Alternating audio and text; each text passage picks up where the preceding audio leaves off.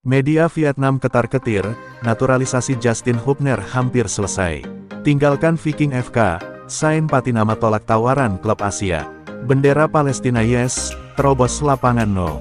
Amar Brick dan Welberly Scott pemain diaspora andalan Timnas Indonesia U17. Pelatih Brazil dan Ekuador puji Stadium Piala Dunia U17.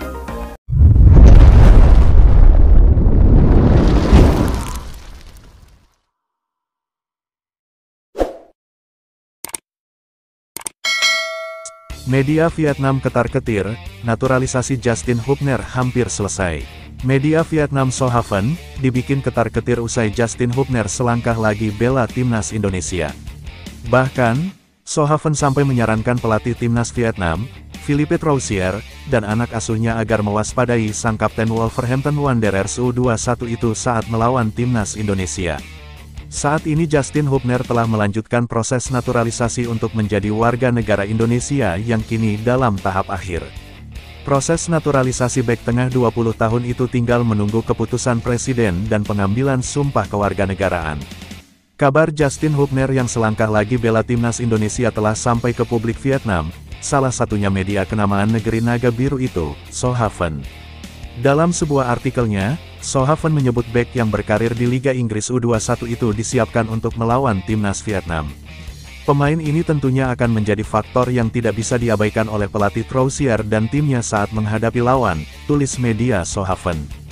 Dalam beberapa bulan ke depan, Timnas Indonesia akan menghadapi Vietnam di pertandingan kedua grup D Piala Asia 2023 pada tanggal 19 Januari tahun 2024.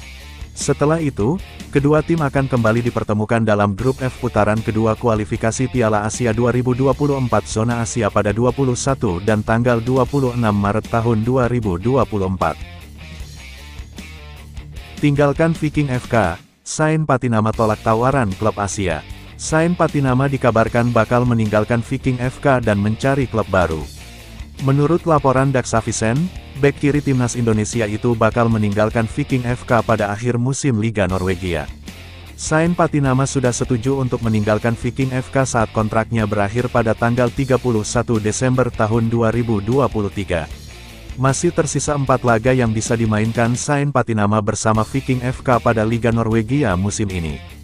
Pemain berusia 25 tahun tersebut mengakui banyak ketertarikan dari klub-klub Asia. Meski begitu, ia tetap menantikan peluang untuk bergabung dengan klub-klub besar Eropa. Memang benar bahwa telah cukup banyak minat dari klub-klub di Asia. Tapi saya menantikan untuk bergabung dengan klub baru di Eropa. Ini mungkin hal yang benar untuk dilakukan terhadap karir saya saat ini. Aku ingin melihat seberapa jauh aku bisa pergi, ujar Sain Patinama kepada Norway Posten. Bendera Palestina yes, terobos lapangan no. Ketua Umum PSSI, Erick Thohir, telah berdiskusi dengan FIFA agar bendera Palestina diperbolehkan dikibarkan dalam kompetisi yang diselenggarakan oleh FIFA. Menurut Erick, FIFA tidak mempermasalahkan pengibaran bendera Palestina sebagai bentuk dukungan pada kemanusiaan dan perlindungan HAM. FIFA menghargai kebebasan berekspresi, apalagi pada perlindungan HAM dan kemanusiaan. Ini terutama dalam konteks pengibaran bendera Palestina. Jadi PSSI dalam hal ini menegaskan tidak ada pelarangan apalagi sanksi, kata Erick. Jadi tidak akan ada sanksi dari PSSI bagi pihak yang mengibarkan bendera Palestina di saat pertandingan berlangsung.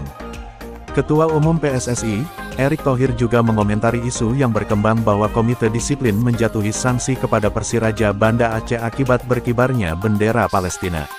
Kata Erick itu disinformasi. Yang menjadi sorotan dalam kasus itu bukanlah bendera Palestina, melainkan soal supporter yang melakukan pitch invasion.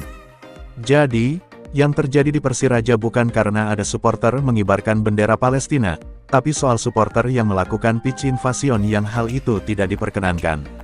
Apalagi kita sangat ketat menerapkan standar keamanan di lapangan usai peristiwa Kanjuruhan, ujar Erick.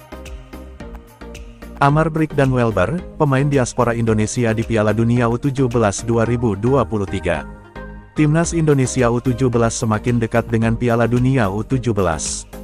Bima Sakti hanya membawa 2 pemain diaspora setelah melakukan pemusatan latihan beberapa bulan yang lalu. 2 pemain tersebut adalah Amar Brick dan Welberly Scott de Halim Jardim yang merupakan keturunan Jerman dan Brasil.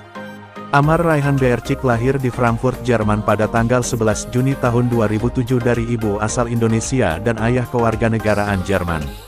Amar saat ini bermain untuk tim Bundesliga, Hoffenheim U17 dan bermain posisi sayap kanan.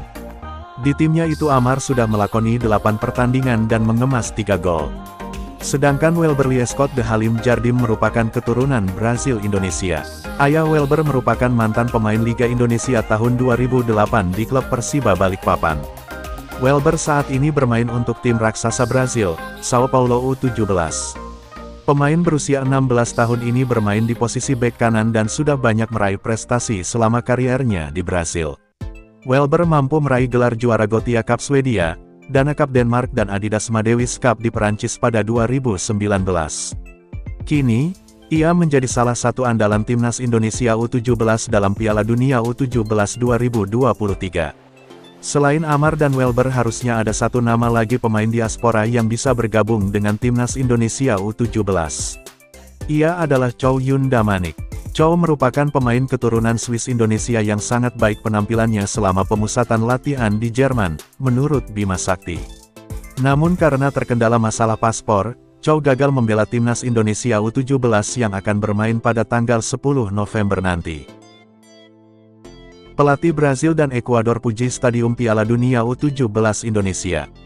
Pelatih Brazil U17 Felipe Leal mengaku terkejut melihat infrastruktur stadion yang dimiliki Indonesia sebagai tuan rumah Piala Dunia U17 tahun ini. Kemegahan Jakarta International Stadium menjadi sorotannya usai melakukan tinjauan pada Selasa kemarin. Ia mengatakan bahwa itu merupakan bukti kesiapan Indonesia dalam menjadi tuan rumah. Ini sangat gila, saya pikir mereka tidak punya persiapan yang matang untuk jadi tuan rumah. Tapi saya melihat kalau mereka punya keseriusan yang kuat. Ini stadion yang besar, punya keindahan dan saya sangat kaget mereka bisa membuat stadion seperti ini, ujar Felipe Leal.